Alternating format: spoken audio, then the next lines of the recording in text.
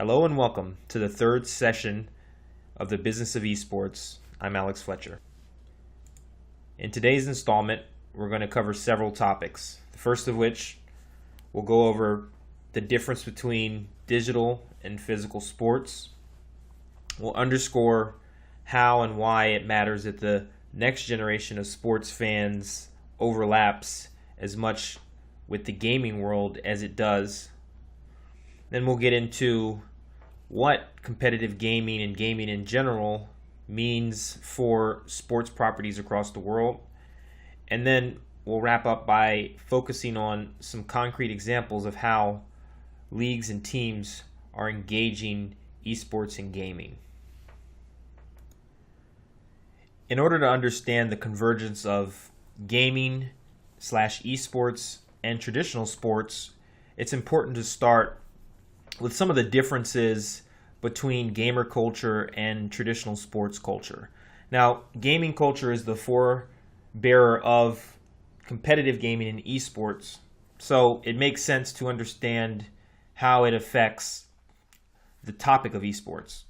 Now, there are still very real, widespread negative connotations associated with gaming, such as an antisocial behavior, male-dominated, gender-biased, sexist, etc. In addition to claims that activities like online bullying and harassment are directly associated and sometimes driven by competitive gaming communities. Now, this is a good time to stop and understand how and what it means, or what online culture means within the context of esports, because as more and more people live more of their lives online, there are some general detractors associated with online interactions that do filter and trickle down into esports. However, I think the bigger picture is these are endemic to the online experience, unfortunately. So things like online bullying and harassment exist across the board. And of course, because esports is a digital experience, it's going to exist there. Now, at this point in time, despite more mainstream awareness about competitive gaming, it's still an enthusiast and niche category, to be honest. We've yet to see entrenched integration into mainstream culture the way we have in traditional sports, where basically traditional sports are a form of mainstream entertainment across the world. I mean, the line between places like Hollywood and sports have blurred to the point where they're almost one and the same. Maybe not from a competitive perspective and a fictional perspective, but certainly from an entertainment and media standpoint. Esports doesn't yet have that. And then obviously, once again, the fact that the digital element of esports is so prevalent. I mean, sports exists in the physical world, and the sports industry is beginning to understand how it can extend its purview into digital realms, and that's at its very early stages. But esports is natively digital, and really the challenge today is to gain traction in the physical world. However, despite the growth of online culture and more people feeling comfortable with the online world in general and digital realms of interactions, people are still physical beings, and it's easier to relate to something that exists primarily from a physical and a regional perspective than it is something that's primarily online. And so a culture built around digital still somewhat struggles to attract older audiences and older participants, because there isn't the same amount of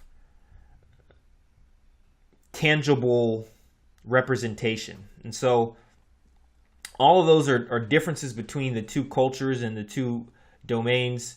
But it's important to keep in mind that, and we'll discuss this a little later, gaming culture, esports culture, and sports culture, they're moving closer and closer, but in a sense, they're basically mirror images of each other. and this from the perspective that where sports is strong, not just from a culture, but from a business and an enterprise perspective, esports is typically weak, and vice versa. So it makes sense that these two areas are converging at the time that they are.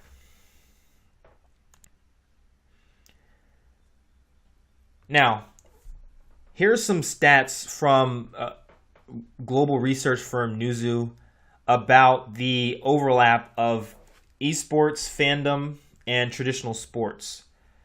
So this was actually, these numbers were taken in late 2016, so they're very current. And what Newzoo found is that really there's a group of millennials, for lack of a better term, who are very frequent esports viewers but aren't traditional sports fans. And so across the board you see these three facts, but really the takeaway is that there is a fair amount of penetration, or cross-pollination between esports fandom and traditional sports fandom, but there's a growing segment of esports fans who don't watch traditional sports. And that's somewhat concerning, and we'll talk about some of the other factors that are leading to this esports and sports convergence, but you can see that among U.S. men aged 21 to 35, esports is already as popular as baseball and ice hockey. But most importantly, spectating games have become a global games have become a global spectator sport. And that's really the takeaway from this visual here, is that no longer is watching video games simply a pastime for gamers, but it's becoming really a worldwide phenomenon. And the maturation of all of the elements around video game spectating is becoming more and more like traditional sports. And so you can see that with the 40% of esports viewers and enthusiasts who don't actually play the games they watch. So in the early stages of competitive gaming, it was simply a form of entertainment for the gamers who played the individual games. Now we're seeing, according to Newzoo, that nearly half of the audience, whether casual or enthusiasts, don't play the games. And this number is only set to increase because what's going to end up happening is, as the average age of the esports audience increases, they're going to have less and less time, as most people do, to pour hours into playing the games. So watching them, spectating the teams, the professional scene is going to become a way, just like it has, and just like it is in traditional sports when you age out of playing sports, of staying in touch with your passions. So that's a really strong key indicator that now, even with a pretty young median age, you still see a relatively high percentage of people who watch games that they don't play. But I think really one of the key things to pay attention is that literally in the span of maybe a year and a half or 2 years, the argument over competitive video games as a sport, or whether it's a sport or not, has become really background noise. And these numbers that you see here on the slide indicate that, right? Because they're really beginning to overshadow whatever reservations people have about considering video games as a sport, because there's so much momentum and there's so much enthusiasm amongst really hard to reach audiences and segments.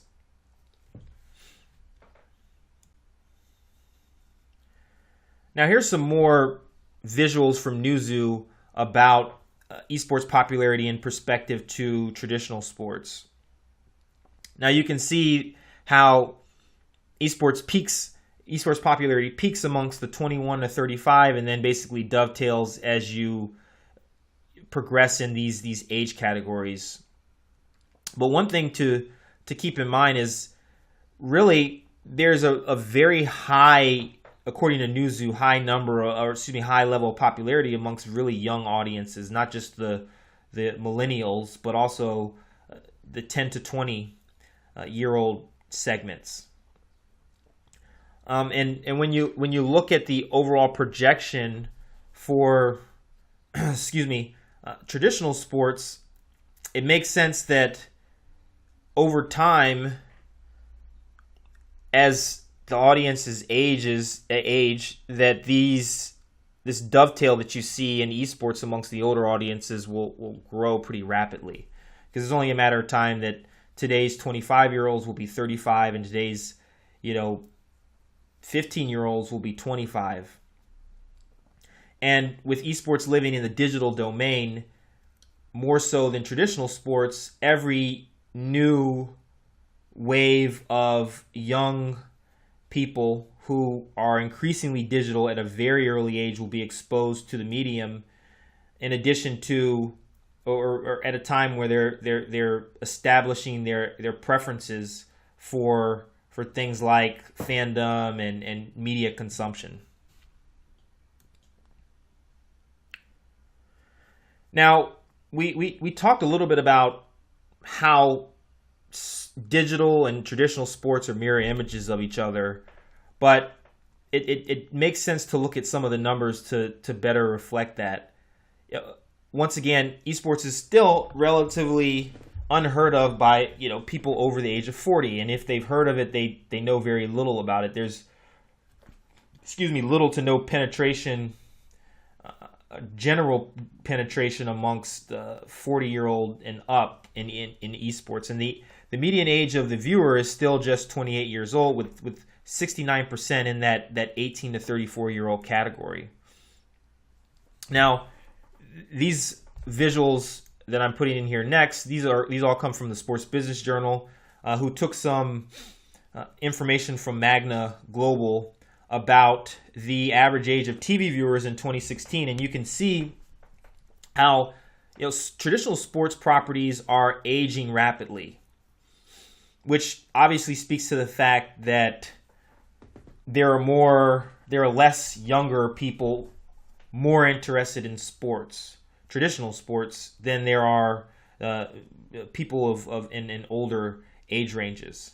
And so some of this has been a huge red flag for those in the traditional sports world, but in the context of esports, it's important to understand that the massive popularity amongst that 18 to 34-year-old category is really driving the interest by the traditional sports industry in competitive video games, because while the age ranges of 18 to 34 are certainly valuable because they are the future, it makes more sense to make investments in a space that's already rapidly popular amongst an age group that traditional sports properties are losing ground than it does to attempt to shift your models, your revenue models, and also your media distribution and so forth to meet their taste. So it's a lot cheaper just to say, let's bring gaming, let's bring esports into the fold and better balance our popularity by including gaming in esports into our portfolio than it is to say, or than it is to do otherwise. And so really, gaming is going to become more and more of a tool for the traditional sports world to capture and to engage audiences. And so esports is a competitive form of gaming that really is sport-like. And so it's obvious that the sports world is going to latch on to that and in a lot of cases continue to invest, but also use the growth and the popularity to better balance and hedge their shifting audiences.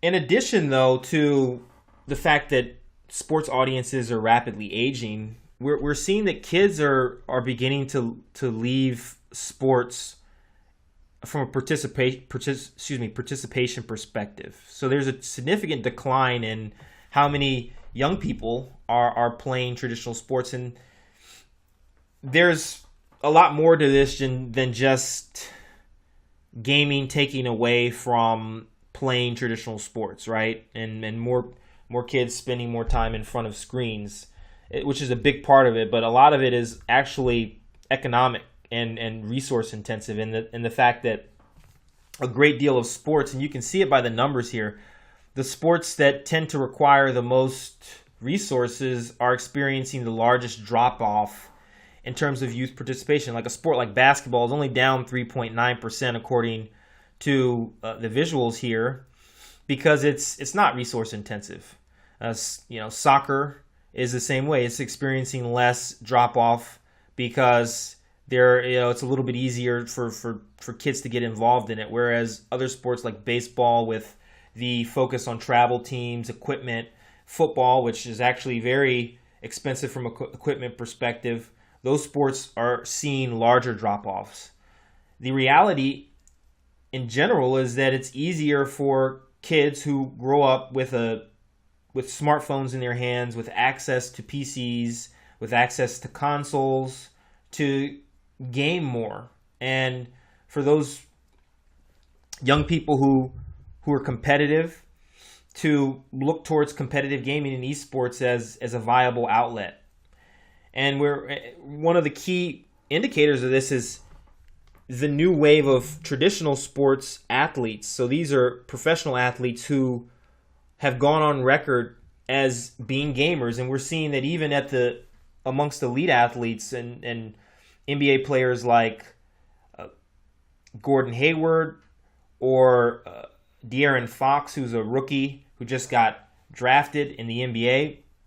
These guys have both of those are actually sponsored by HyperX, which is a gaming peripheral provider, and they are avid gamers. Gordon Hayward even went to the length of authoring a piece in the Players Tribune about his relationships with gaming and why he feels like esports is the future. And so even at the elite even amongst elite athletes, there's a much more intimate relationship with gaming. And so it makes sense that despite the fact that there's a concern that video game play is accelerating the trend of youth inactivity, the reality is actually that gaming and playing sports or rather the gap between gaming and playing sports is narrowing.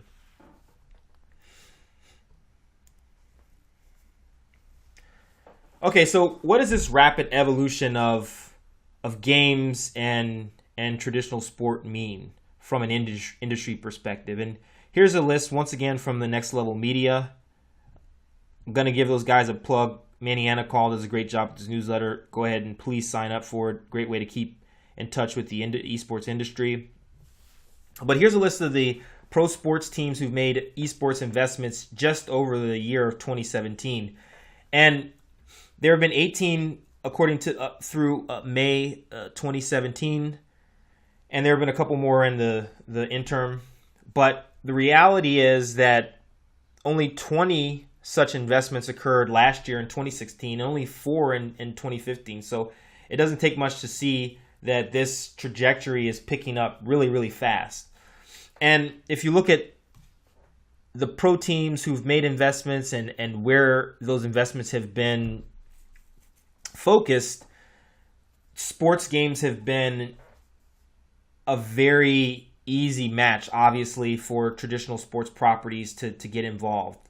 And that makes sense because leagues and teams have long-standing relationships with game publishers, right? Because in order to create a game like Madden, you have to have licensing rights from both the NFL and like the NFL Players Association. So that relationship already exists, and it makes sense to leverage that. So for a lot of these investments, it's just simply been about, especially in the areas of European soccer who've really been at the forefront of pushing partnerships with FIFA. It makes sense to take advantage of the fact that, hey, you've already got these really popular video games that your fans love and like to play. Make that a part of how you engage your audiences.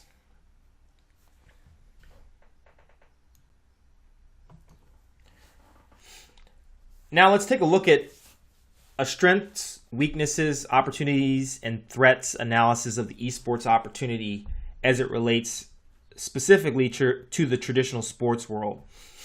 So one of the key strengths for esports is that there are no new major physical sports on the horizon, right?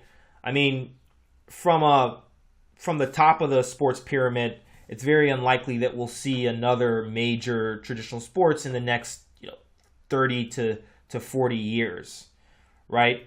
Obviously, rugby is a sport that's been around for hundreds of years, actually. That's beginning to grow in popularity in the West, and the same with European football or soccer. That's picked up, or interest levels have grown rapidly in the West as well. And the exportation of sports like American football to Europe and basketball's continued growth in Asia. So more than anything else, there'll probably just be shifts in traditional sport popularity across region, but there won't be like a brand new sport. But esport is technically a brand new form of competition. It's not new, but it's new from a widespread perspective. And the overlap with traditional sports, as well as the fact that esports represents a gateway to the next generation of consumers, is a huge selling point for investing and getting involved in the space. Once again, today's 15-year-old is going to be tomorrow's 25-year-old, and nothing stops the shifting sands of time. And so being able to get in early is bigger than just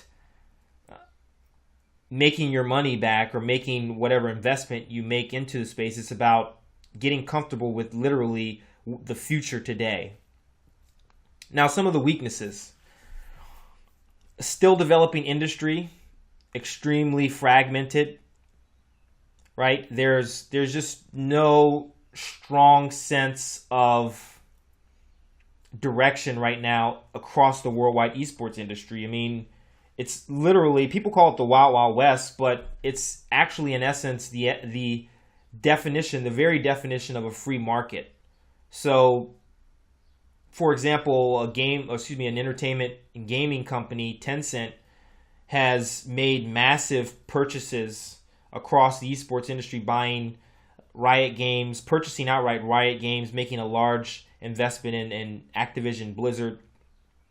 And there's nothing stopping them or anyone else to buy up publishers, buy up organizers. In 2016, Modern Times Group, which is a European media outfit, bought up basically two of the largest esports tournament organizers just in the drop of a hat. So there's no regulations. There's nothing preventing consolidation of whether we're talking about media rights, whether we're talking about distribution. And so that's somewhat of a weakness in that you could make an investment into a domain that you just don't know what it's going to look like, and there isn't yet controls on who can grab land or control. Now, some opportunities. Obviously, merging marketplace. The earlier slide mentioned how if esports fans spent as much money as their NBA fan counterparts, that the worldwide industry would be worth over $2.5 billion as opposed to a little bit under $700 million. The takeaway is that the nature of commerce around esports is just that it's very early stages. So there's some chances to influence things and to capitalize on that. A new form of digital competition, obviously lower barriers to entry, talking about how various commercial entities have come in and just purchased either teams, organizers, game publishers, nothing preventing anyone from doing anything that they're able to pull off legally. Now, some of the threats, lack of centralized regulation, but also the fact that the notion of digital competition isn't really, the word isn't regulated, but it isn't really formalized. Like, what does it mean to effectively say that we have competitive protections for esports? That it doesn't exist. It typically falls into the laps of any number of players, including game publishers, tournament organizers, coalitions of teams. But the reality is that no one understands what that should and can look like. And then obviously there's no clear return on investment, right? So there haven't been decades and decades of, for example, esports teams existing and returning dividends to their investors or to their owners to say that, hey, if you buy a team today, you can make the money back through XYZ channels. Now let's take a look at some examples of how players and properties in the traditional sports world are partnering with the esports ecosystem. The first of which is Axiomatic Investment Group's majority purchase of Team Liquid, which occurred in September 2016. Now, Axiomatic is a group that involves a number of different players, including Ted Leonsis of Monumental Sports and Entertainment, but also Peter Guber, who is owner of the NBA champion Golden State Warriors. But the Team Liquid deal specifically involved a litany of minority investors, including NBA All-Star and Basketball Hall of Famer Magic Johnson, as well as former CEO of AOL, Steve Case. And the reality is that there's a groundswell of interest by a number of folks in media, entertainment, and sports surrounding esports. And so what Axiomatic did was they were able to broker a deal that brought a number of these different names and faces together to put a stake in the ground, if you will, in Team Liquid. And Team Liquid is a leading esports organization that has 50 pros competing across 10 different game titles globally. And the organization was founded by Steve Arhanset, who's one of the godfathers, if you will, of the esports industry.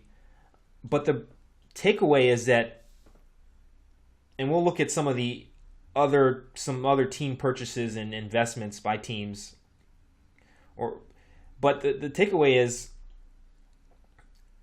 in terms of purchasing a team, there's only a handful of top tier teams that are investable. And by that I mean, unlike traditional sports where leagues exist to perpetuate enterprises that are more or less stable businesses, esports is more wide open. And across a global industry, there really is no more than 20 or 30-ish teams that could probably be really invested in at scale.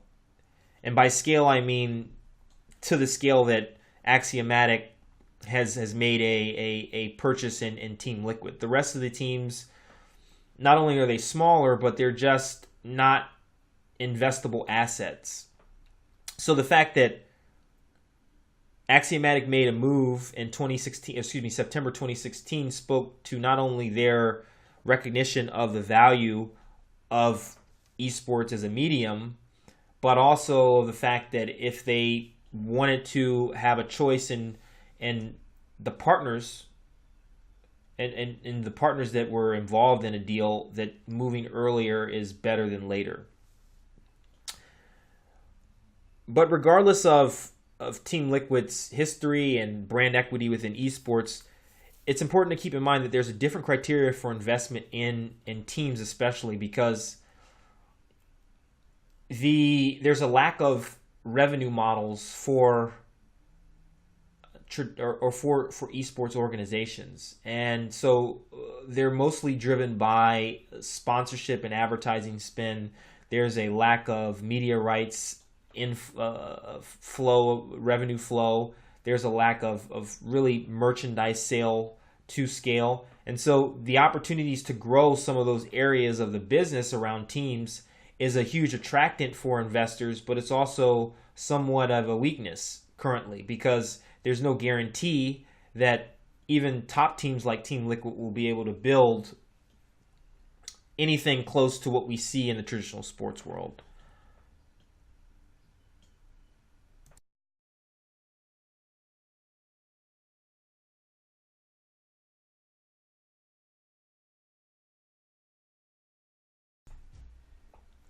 Another example of partnerships between the world of traditional sports and esports is the Philadelphia 76ers in September of 2016 purchasing not only Team Dignitas, but rights to the European League of Legends or League Championship spot for Team Apex, which they merged into the Team Dignitas umbrella.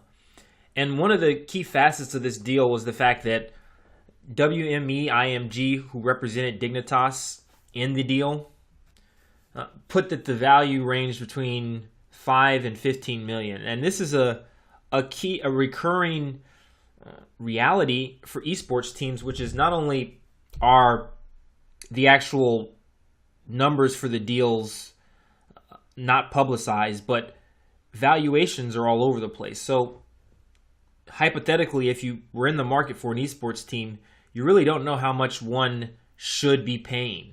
It really comes down to the individual transaction. So there aren't standard metrics for determining things like cash flow, revenue expectations and projections, and the like that exists for traditional sports properties. So most of the deals that are happening right now are happening not only as one-offs, but also just really lacking basic valuation structures. So there are also questions around how the two fan bases across the Dignitas's new home, the Philadelphia 76ers, which is an NBA franchise, and the competitive gaming supporters of Dignitas would merge. But one thing is clear, and that's the 76ers have taken a very forward-thinking approach to merging and integrating these two properties together. And one of their key moves was actually including a Team Dignitas, not yet logo, rather on their D-League team's jersey. And so that's really one way that the franchise is looking at making good on not only their investment, but also looking to grow the Dignitas brand and get it out in front of its current fans. But really, what everybody wants to know is, does buying an esports club or team or organization mean that you'll be able to acquire new fans from that you typically wouldn't reach through traditional sports? And that's yet to be seen. So the 76ers are very early. They made a key move by grabbing a coveted League of Legends LCS spot. But once again, it's going to take time to figure out if this model of a individual franchise outright owning another esports club is going to work, and also how it's going and how and what it will mean to the new owners, but also the club that's been acquired.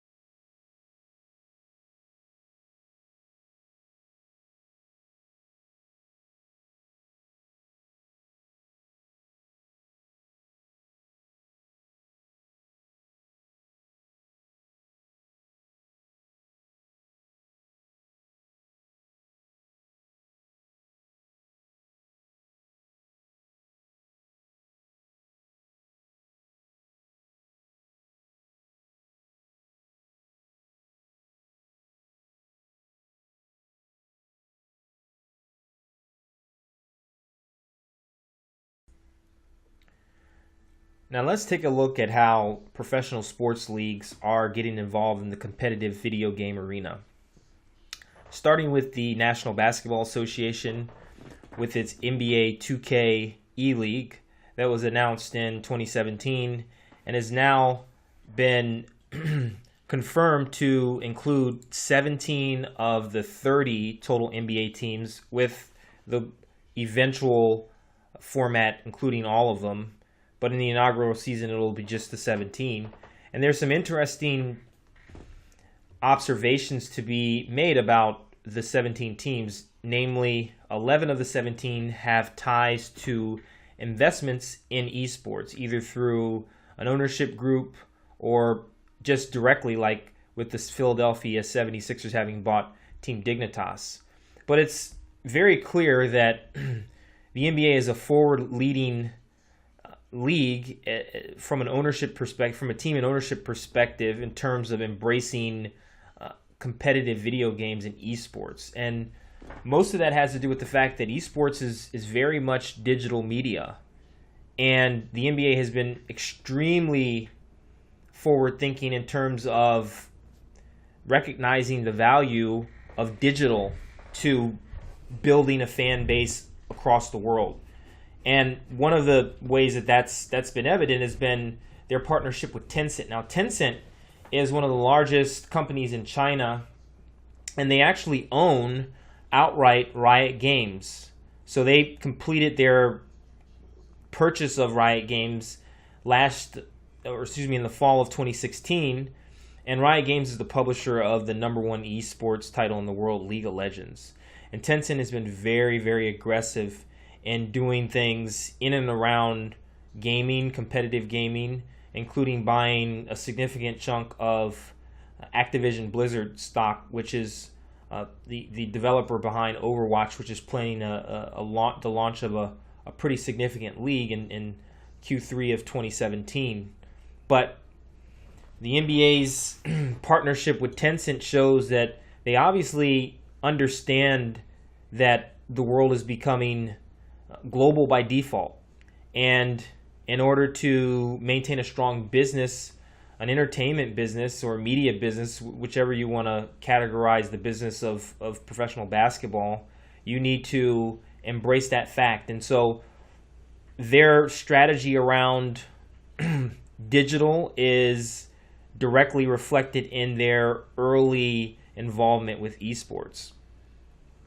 Now, the NBA 2K E-League will mirror the way the NBA works. It will mirror traditional basketball because NBA 2K is obviously virtual basketball. But it also, despite the fact that the game isn't considered a traditional esports game title like the aforementioned League of Legends or Counter-Strike Global Offensive or even a Dota 2, it's creating a number of new job categories and also a strategic focus at the league and team level. So multiple teams involved with the NBA 2K Esports League have begun to hire either director or manager roles associated with the team, including Monumental Sports, the team behind the Washington Wizards. So this is an important transition in the life cycle of that convergence of sports and gaming and esports, and that now it's becoming very real that competitive gaming has opened the door for new roles in the 21st century sports enterprise. And this is going to continue, especially if and when NBA 2K takes off and it proves itself to be a valuable channel for doing things like building fan engagement, but also, more importantly, new fan acquisition. Because it's going to be especially key, a key performance indicator for the NBA and for its teams is going to be how many new fans this esports league is going to help them attract and engage, right? Because it's clear that existing basketball fans will obviously be drawn to playing NBA 2K, but also watching these virtual basketball games online. However, prominent in the decision to continue investment in esports at a league level and a team level is going to be how many new fans, how many people who weren't engaging with basketball or the NBA specifically are going to be brought into the fold by this new form of media and entertainment in the form of the E-League.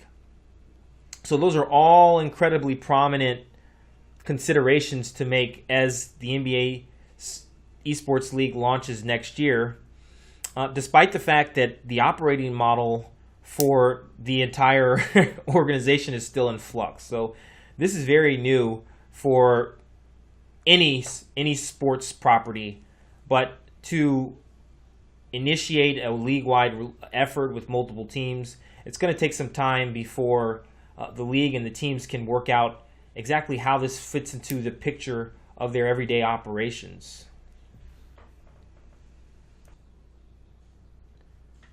Now, in the same way that the National Basketball Association has moved into the arena of competitive video games, the National Football League, NFL, has also made a play with its Madden NFL football franchise title. Now, at face value, the Madden NFL Club Series, which is basically 8 teams, the Jacksonville Jaguars, Seattle Seahawks, Pittsburgh Steelers, Buffalo Bills, Minnesota Vikings, Kansas City Chiefs, San Francisco 49ers, and the New England Patriots, all opened up the floodgates for Madden gamers across the country to compete to represent their favorite team. And so, while it has a lot of similarity to what it seems like the NBA is doing in the NBA 2K E-League, it's actually a little bit more conservative from the perspective, not just only the number of teams, but also the structure and format, because the difference between Madden and NBA 2K in terms of the competitive / esports scene is that Madden is actually, the competitive scene has quite a bit of momentum behind it. It's existed for a number of years, and EA Sports, the game publisher and developer of Madden NFL Football, has been active for a long while, financing and organizing things like tournaments and outlets for players to be competitive. So the NBA has basically taken the game 2K and said, we're going to build from the ground up a competitive league, whereas the NFL and teams involved with the NFL Club Series said, let's leverage what's already been done basically by EA Sports. However, there's been some positive indicators that that brands are interested in taking their partnerships that exist with NFL properties and applying them into the world of competitive gaming. And so the NFL Club Series, the Madden NFL Club Series, featured brands such as Friendly's Ice Cream, Buffalo Wild Wings, Snickers, and Gillette, who all decided to activate with the Madden NFL Club Series. So that's an extremely strong sign that as more leagues and teams take the plunge, that they'll be able to take either existing or build new partnerships with brands and corporate partners who are interested in reaching this audience of gamers. Now, one thing to keep in mind about both Madden and NBA 2K is we mentioned how they weren't considered traditional esports, and the biggest reason for that is that they don't generate the same level of viewership on digital that top esports games, but also mid-tier esports games do. So a lot of the streams on Twitch and YouTube for not only Madden but also NBA 2K just don't rack up the same number of viewers, where games like League of Legends or Counter-Strike, they can in some ways be compared to traditional sports broadcasts. Streams for Madden and NBA 2K aren't at that level yet. And so that's a big difference because obviously most of this content isn't going to be on TV. However, Madden has made, or excuse me, the NFL has made inroads with getting competitive Madden content on the NFL Network, and the ratings have been actually pretty respectable. So look for the NFL to continue in that vein, but to also have to figure out how they can boost viewership on digital to really make their investment worthwhile.